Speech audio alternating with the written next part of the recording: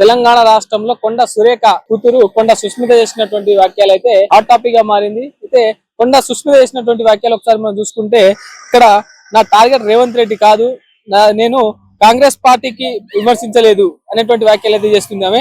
అయితే నేను కాంగ్రెస్ పార్టీని విమర్శించలేదు, రేవంత్ రెడ్డిని మాత్రమే విమర్శించినాను అని మాటలు అయితే చెప్పింది.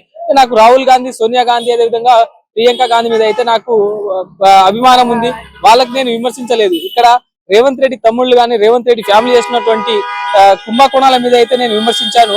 కానీ నేను కాంగ్రెస్ పార్టీని టార్గెట్ చేసి అయితే నేను ఎప్పుడు ఇక్కడ మాట్లాడలేదు అనేటువంటి మాటలు అయితే కొండ సుస్మిత చెప్పినట్టు తెలుస్తుంది. అయితే ఇదే నేపథ్యంలో కొండ సురేఖ కూడా దీని మీద స్పందించాలి, కూతురైనటువంటి కొండ సుస్మిత చేసినటువంటి వ్యాఖ్యలను ఖండించాలని చెప్పేసి కాంగ్రెస్ పార్టీ తరఫున ఉన్నటువంటి ఎమ్మెల్యేలు కావచ్చు, ఎమ్మెల్సీలు కావచ్చు, మంత్రులు కావచ్చు, వీళ్ళైతే చెప్పినటువంటి దృష్టి అయితే కనిపించింది మనకి.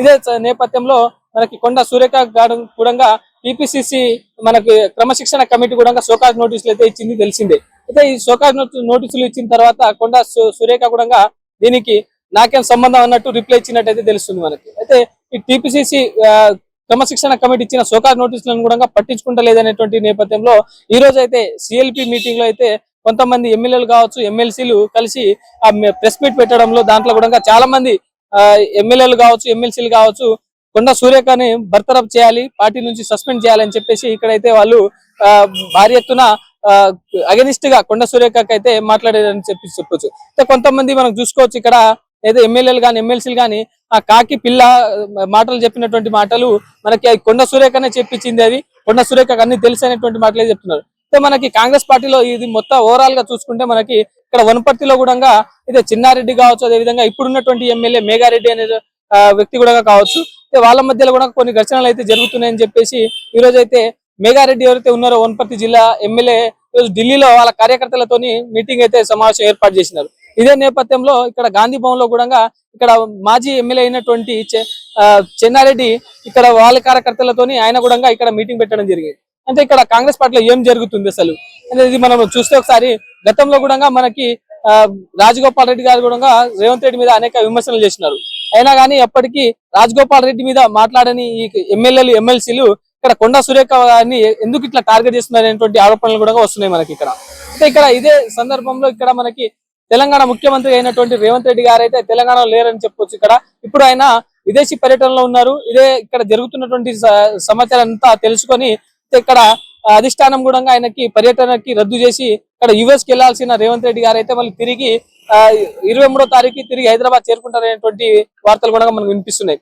ఇక్కడ రేవంత్ రెడ్డి పర్యటనను కూడా ఇక్కడ అడ్డుకొని ఇక్కడ ఉన్నటువంటి ఇక్కడ తెలంగాణ రాష్ట్రంలో జరుగుతున్నటువంటి రాజకీయ సంక్షోభాలు అయితే చాలా తీవ్రంగా అయితే నడుస్తున్నటువంటి మాటలు అయితే వినిపిస్తున్నాయి. అయితే మనకి ఇక్కడ కొండ సురేఖ విషయానికి వస్తే మనకి గతంలో కావచ్చు, ఇప్పుడు కావచ్చు కొన్ని ఆరోపణలు ఉన్నాయి కొండ సురేఖ మీద. ఈ ఆరోపణలు గతంలో క్షమించినాం, కొండ సురేఖ ఏం తప్పు చేసినా గానీ దానికి కాంగ్రెస్ పార్టీ ఎదుర్కొంటుంది, అదేవిధంగా రేవంత్ రెడ్డి గారు కూడా ఎదుర్కొంటున్నారని చెప్పేసి ఇక్కడ ఉన్నటువంటి ఎమ్మెల్యేలు కావచ్చు, ఎమ్మెల్సీలు కావచ్చు అయితే ఇక్కడైతే వాళ్ళు చెప్పినటువంటి మాట.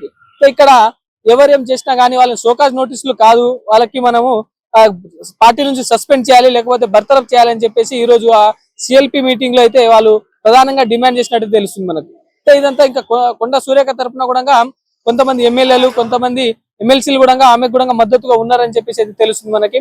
అదే ఇప్పుడు రేవంత్ రెడ్డి గారు చెప్పినటువంటి మాటల సందర్భంగా చూసుకుంటే మనము అనేక సార్లు కొండ సురేఖ మీద వచ్చిన ఆరోపణలను మేము ఖండించినాము, అయినా కానీ పార్టీని ఇప్పటికీ కొండ సురేఖ ఎందుకు విమర్శిస్తుంది అనేటువంటి మాటలు అయితే వినిపిస్తుంది. అయితే మనము ఇక్కడ కొండ సుస్మిత ఎందుకంత ఆరోపణలు చేసింది, అయితే కొండ సుస్మిత చేసినటువంటి ఆరోపణలు ఈ రోజు ఎంతమంది ఎమ్మెల్యేలు దాదాపుగా మనకి 20 మంది వరకు ఎమ్మెల్యేలు, ఎమ్మెల్సీలు అందరూ ఈరోజు మీటింగ్ పెట్టాల్సి వచ్చింది.